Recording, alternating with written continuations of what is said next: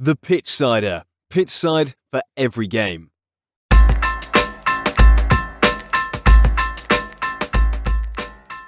Hello and welcome to the Pitchsider Podcast.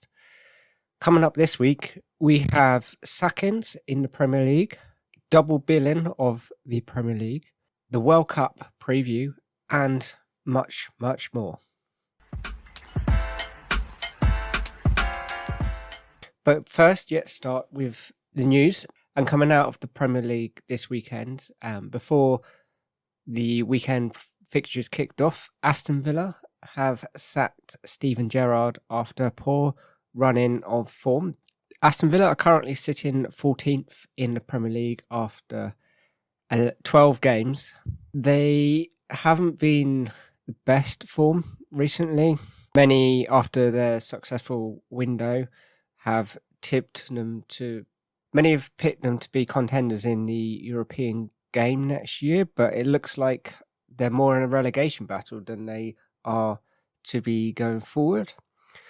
But this is a bit disappointing for Gerrard, as this was his time to prove that he was able to do it in the Premier League after having a successful run in the Scottish Premiership. But he now will either be taking a break from football or he'll be in line to maybe take another job. Some jobs he's been linked to is the England job if Southgate does leave after the World Cup. But time will tell. But more of Villa, the contender for them is the Sporting Lisbon coach, Ruben Amorim.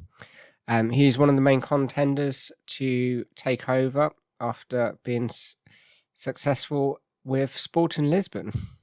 He is one of the most highly rated young coaches in Europe after his time at Sporting.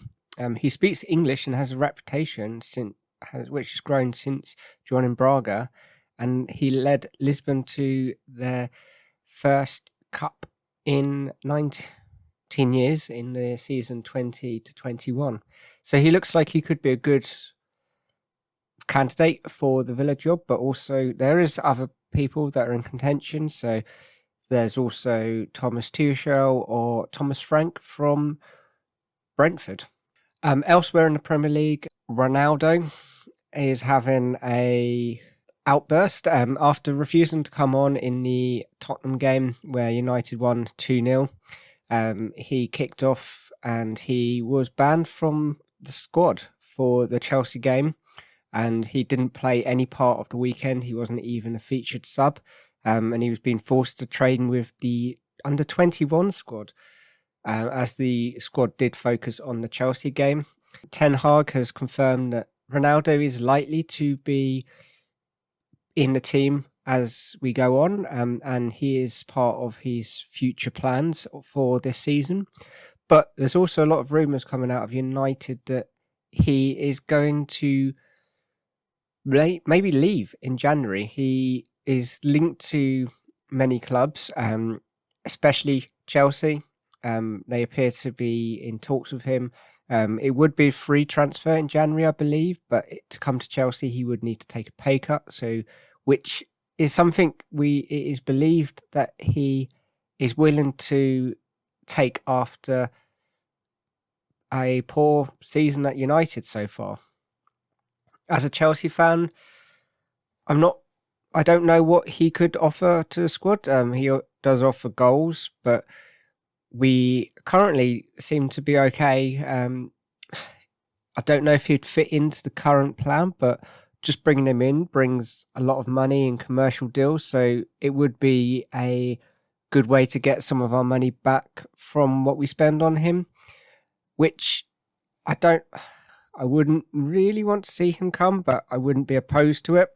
But yeah, let us know what you think of this Ronaldo situation with United, whether he will stay the full season or whether he'll move in January.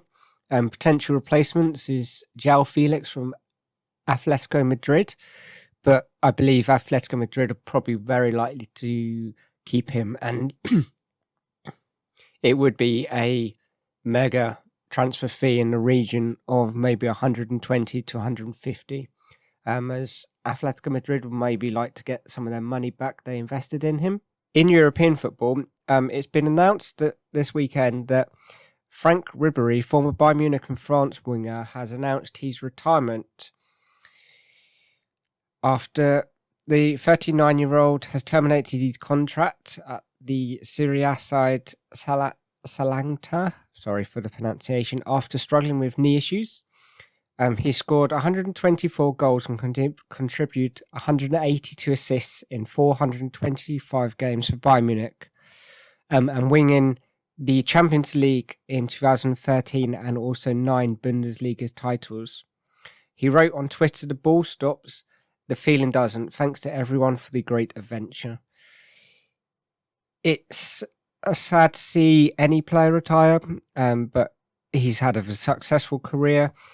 He is probably one of the best wingers Bayern Munich have ever had, and he probably will go down as a legend. So good luck in his retirement, and it'll be interesting to see whether we see him come back as a coach, either at Bayern Munich or somewhere else. It'd definitely be interesting to follow his coaching career if he does go into that, but it is yet to be known. The final bit of news for this week is the Ballon d'Or. So many of you would have seen that Karim Benzema, as we predicted earlier in this season of this podcast, that he did win the Ballon d'Or, which is well deserved. I think this was the first time since maybe 2003 that both Messi and Ronaldo weren't in the top 20. Ronaldo was 20th. So it does seem that their dominance of this competition is maybe over. But again, Messi's having a really good season, so he could maybe get it next year. But they both are getting into the more late autumns of their career. So yeah, it's more likely it's going to be a changing of the guard, and probably an early pick is probably going to be Haaland with what he's doing at City at the moment, but he still needs to win trophies. So time will tell. So this week, as I've mentioned, in the Premier League, we've had 2 rounds of fixtures. So we've had midweek games, and we've also had a weekend where we've had a full round of fixtures. I'll quickly go through the midweek games. So we had Brighton versus Nottingham Forest, which ended 0-0. Palace got a late comeback against Wolverhampton, ending 2-1. Arsenal Man City was postponed due to Arsenal playing PSV in the Europa League. Southampton beat Bournemouth 1-0. Chelsea and Brentford was 0-0. Liverpool beat West Ham 1-0. Newcastle beat Everton 1-0, and Manchester United beat Tottenham 2-0, as I've already mentioned, the controversy over Ronaldo. On Thursday, we had Fulham versus Aston Villa, which was 3-0 to Fulham, and Leicester City carry on their run of form, beating Leeds 2-0. Moving on to the weekend fixtures, on the Saturday we had Nottingham Forest beat Liverpool 1, and Nottingham Forest got a shock win over Liverpool, which was 1-0. Everton beat Crystal Palace 3-0. Manchester City beat Brighton 3-1. The Chelsea versus Manchester United ended 1-1. Aston Villa beat Brentford 4-0. Leeds lost to Fulham in a 3-2 game.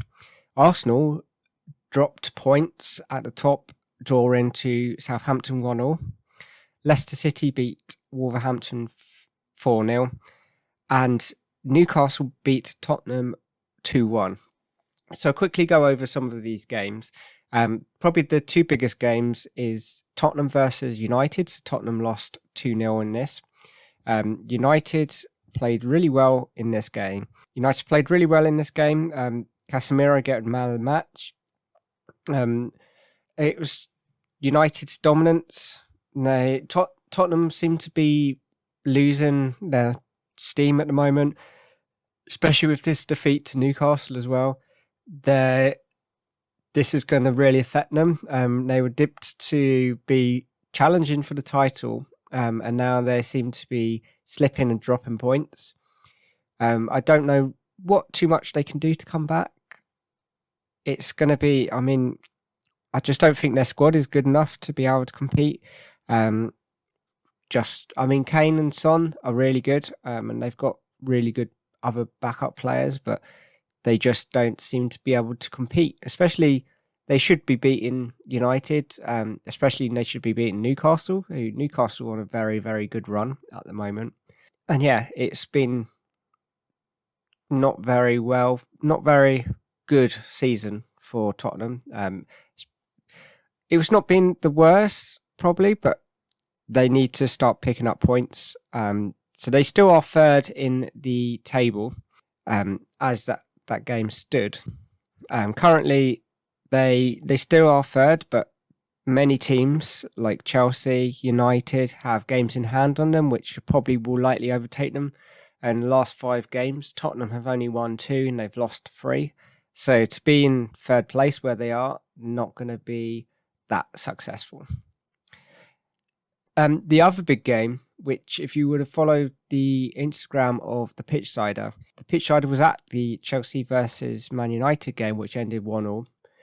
It was very dominant by United in the first half until Chelsea made a first half change and they brought on Kovacic, which shored up their midfield, and it was more an end-to-end game.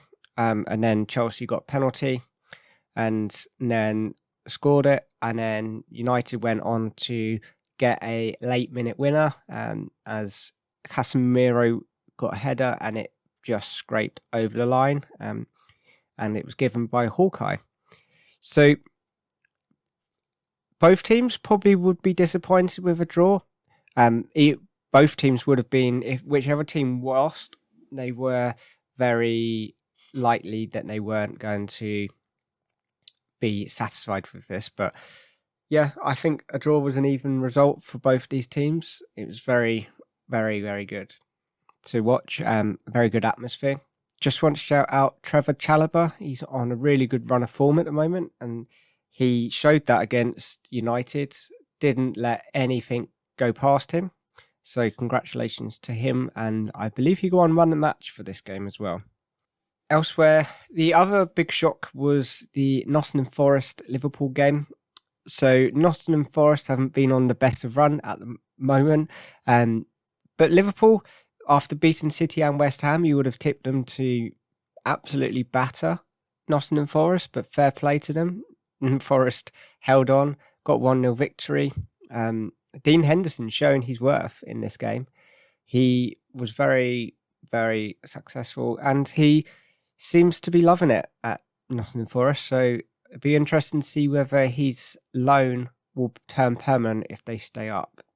But well done to Forest, and well done to Cooper from turning it around. So congratulations. So let's have a quick look at the Premier League table before we move on. So Arsenal still at top with 28 points. Man City have 26 points, and both of these teams are to play each other, so that probably will be who will go top. Tottenham still sit in third. Newcastle move up to fourth after playing an extra game and having a better goal difference than Chelsea. In the Europa League spots is Chelsea and United, both in a game in hand on Newcastle. And a surprise is Fulham. After 12 games, they have 18 points and currently sit 7th above Liverpool. Nottingham Forest are still bottom of the table after getting the win at Liverpool. But what will be very successful for them is Wolves and Leeds are both on 9 points. So it's anyone's to play for, with West Ham and Leicester City both on 11 points. So it's very, very tight at the bottom. The league is still very tight. We're only 12 games into the season, so it's still anyone's to play for. I think there's about another 22 odd games to play. So the table could shake up as much as possible. But whether Arsenal can hold on to that top spot or whether the wheels will fall off and they will fall back down, it will be seen. But let's move to some European football, and let's start in Serie A. So the big game from that weekend was Napoli versus Roma. Napoli got a 1-0 victory in that game. Lazio beat Anderlecht 2-0. And AC Milan beat Monza 4-0. And Inter Milan played a very goal-heavy game against Fiorentina, ending 4-3. Having a look at the table, Napoli are top with 29 points, with AC Milan on 26. Inter Milan, after getting Lukaku, sit 7th in the table, so it's not the best start to them in the season. And could we have a different Serie A winner for the 4th row in a year? It will be interesting to see. Juventus are sitting down in 8th, so they seem to be doing okay, but they probably need a change of management, as we've mentioned before. There's a lot of pressure on their manager now, so whether he will be there still at the end of the season, it will be interesting to see, but they're struggling in Serie A and also in the Champions League, so it doesn't look like they will have a very successful season. That does leave it for the likes of Napoli and AC Milan to be fighting out for this title, and it'd be interesting to see whether Napoli can hold on to their victory. They currently have a 3-point gap between them at the top, so Napoli are in very good form, even after losing Koulibaly. In the Bundesliga, Union Berlin keep top of the league after 11 games, with a point behind Bayern Munich.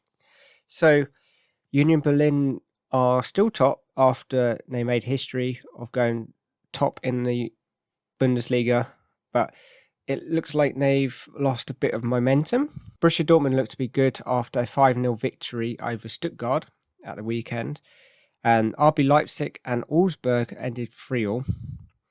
Bayern Munich got a 2-0 victory over Bayern Munich. Looks like they've started to pick up some form after they had a poor start to the season, after it looked like they were lacking in goals after losing Lewandowski, but it seems like they've started to pick up a bit of form.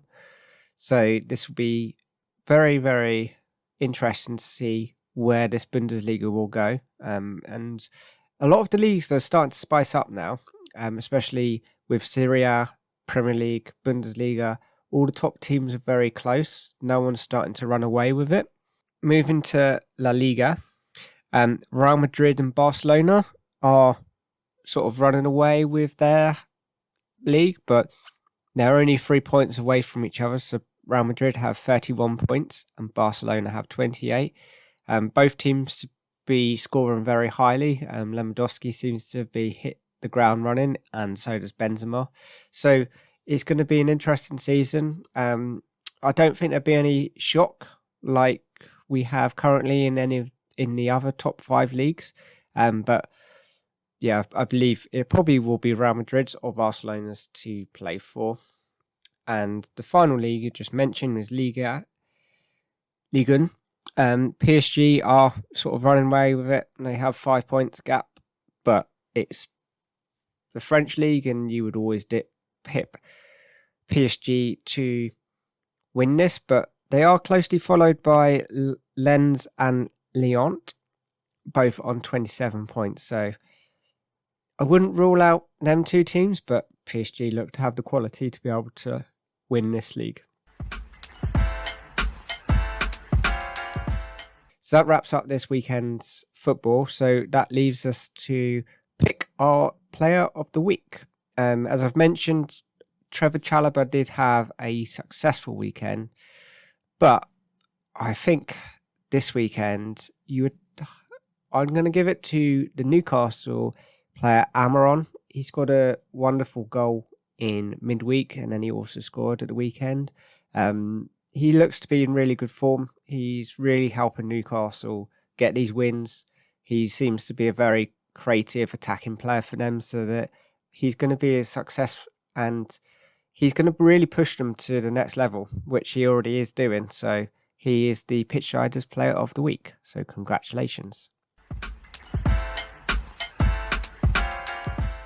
As the World Cup moves closer, we are under 4 weeks to the World Cup. The Pitchsider wants to get you ready for this. So around the Pitchsider, there will be articles released. And so this week, we're going to focus on groups A and B. There'll be articles released for both these groups. But we're going to quickly go just through them a little bit and see whether we can pick. We're just going to go and quickly review some of these groups and let's see where we can go. So let's start with Group A. The 4 teams in this are Qatar, the hosts of the competition. We have the Netherlands, we have Ecuador, and we have the African Cup of Nations winners, Senegal. So let's quickly go through some of these teams and just have a look at where they're likely to end up. So Qatar, as the host of the competition, they're all automatically in this group, but they have had a string of heavy defeats leading up to the competition by the likes of Portugal and Ireland. So it's not been the best build-up for them, but they are currently the reigning champions of the Asian Cup, I think. So this may spin a positive outlook onto their mindset of this competition.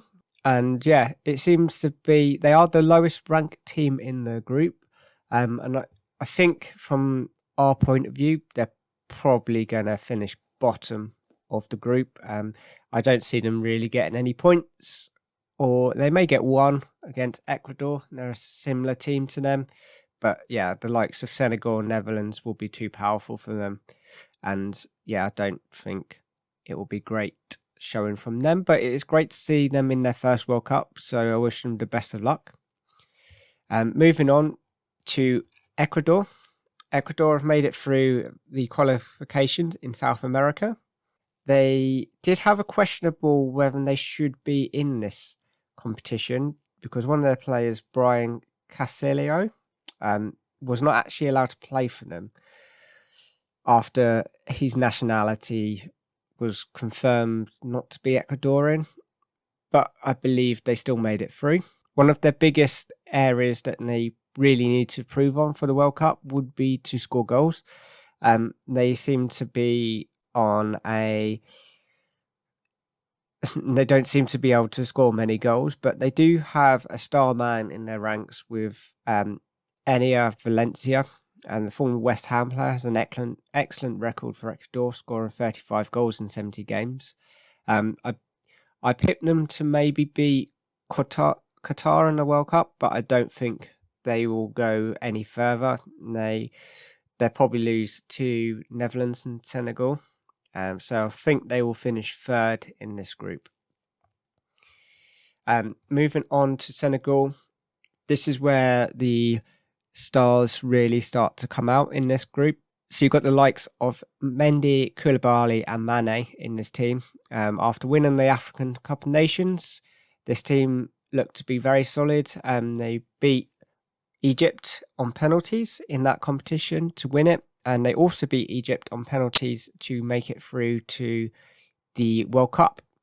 So looks like if you're going to come up against them in the round of 16 or that in penalties, they're going to be very, very hard to defeat. And they look to be a very well-rounded squad. So I reckon they could be one of the most successful African teams in this competition. I think they will get through the group in second. If they can get a favourable round of 16 group, they possibly could go to the quarterfinals, but I think that'd be about how far they will go. And the final team in this group is the Netherlands. They have a whole host of world-class players in this squad. And the pinnacle of that is Van Dijk, the Liverpool defender. He's had a poor start to the season, but he played really well against Haaland in the Man City-Liverpool game and had him in his pocket. So it's good build-up for the World Cup. They've also got the likes of De Ligt and Ake, who are both playing for top teams. So the Netherlands, they very, very likely to win this group, especially under the veteran coach Van Gaal. They haven't had the best build-up to this competition after he has had some health problems, but I believe, they will top the group, and they'll probably go forward to maybe the quarterfinals or semis, depending on how well they play. I mean, the last couple of competitions, they seem to have made a few mistakes, which have led to them being knocked out of this group, knocked out of the competition. So it'll be interesting to see how far they can go. But yeah, overall, I think it'll be Netherlands, Senegal going through, and Ecuador and Qatar missing out. The final group I want to look at this week is Group B. So this is made up of England, Iran, Wales, and the USA. So most people listening to this podcast most of them will probably be watching either England or USA. So it'd be interesting. So they'd be most watching this group. So let's start with England. They're one of the favourites to go all the way. Potentially get to the final or win it after reaching the semi-finals in the last competition and reaching the finals of Euro 2020. So it'd be interesting to see whether they can win the World Cup. And they've only done it once in 1966, but the squad is full of world-class players like Harry Kane, Phil Foden, just to name a few. But the team's weakest area is probably around the centre-back area. They've been very, very lacking. But one of the biggest upsets for this is the recent injury to James. And Trent is also struggling to get back to full fitness. So the right back situation could be very interesting for England. Could be one of their weaker areas in the squad, but they still have the likes of Kieran Trippier to be able to play that competition. Many fans want to see them go well.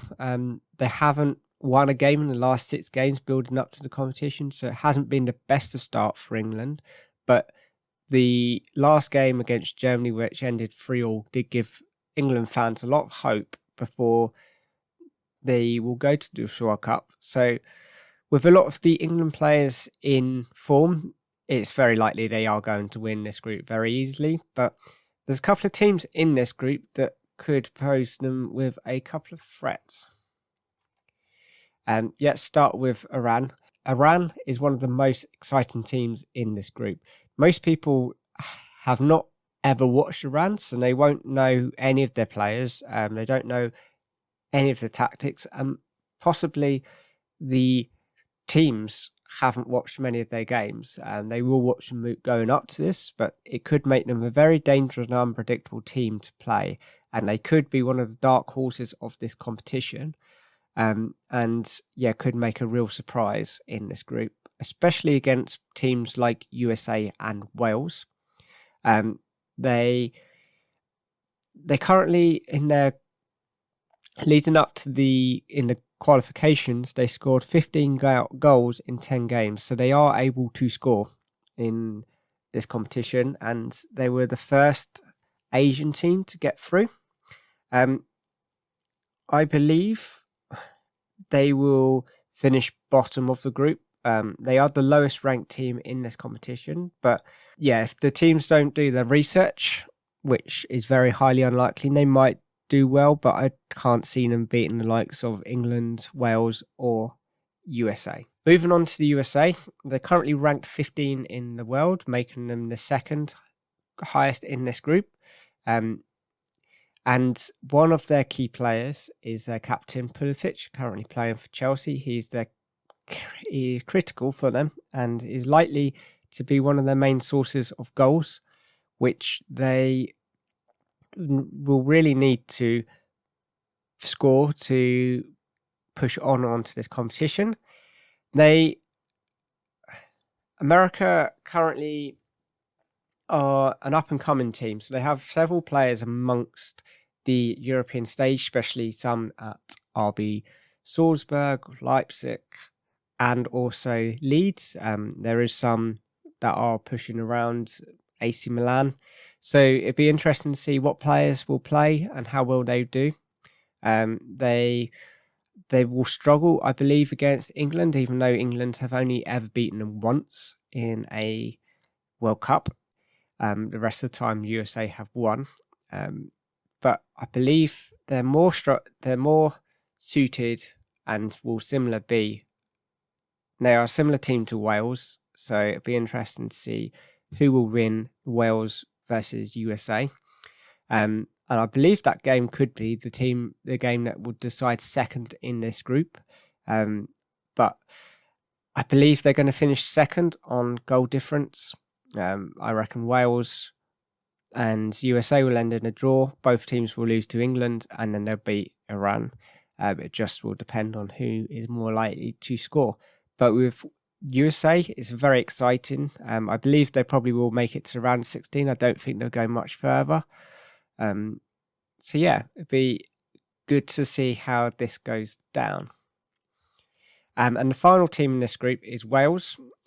Obviously, their biggest player is Bale. He is one of the biggest stars in the world, has played for Real Madrid, but he is now playing in the MLS.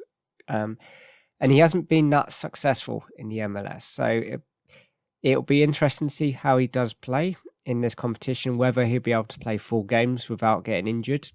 He has struggled with injuries. However, he is a big game winner for Wales. But Wales seem to be running out of time because this is going to be Bale's last run at the World Cup. So, I don't see them going that far in this competition. I don't think they'll get out of the groups by finishing third. But they're going to give the USA a run for their money. So this is one of the best groups probably to watch. All the teams are fairly even ranked.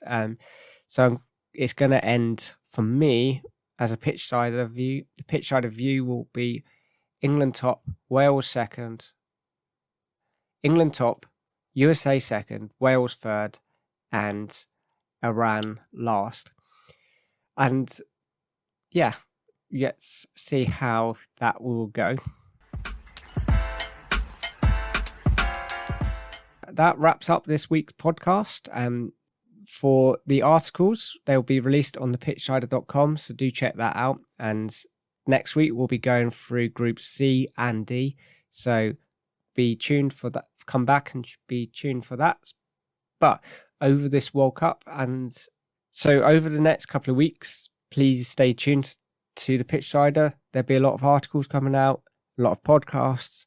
It's definitely an exciting time to join the Pitchsider community and get in contact with us. But for this podcast, thank you for listening and goodbye. For all the latest news, transfers, and football articles, check out thepitchsider.com. It's the place to be. Contact us on our socials. Instagram and Twitter is @thepitchsider, or via email is thepitchsider@hotmail.com.